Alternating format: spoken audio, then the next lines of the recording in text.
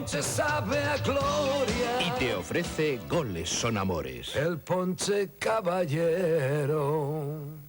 No me gusta que a los toros te pongan la minifalda. Vale, en los toros no, pero en el fútbol sí que te gustan, Manolo?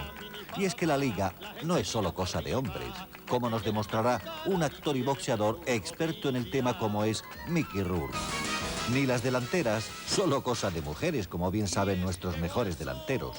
Goles son amores, un completo repaso a toda la actualidad del fútbol, comentada con toda la simpatía y el humor que caracteriza a Manolo Escobar, Loreto Valverde, Inma Brunton y las Cacao Maravillao. Goles son amores.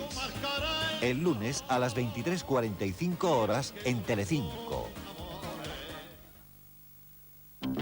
Leche desnatada Pascual, desnatada.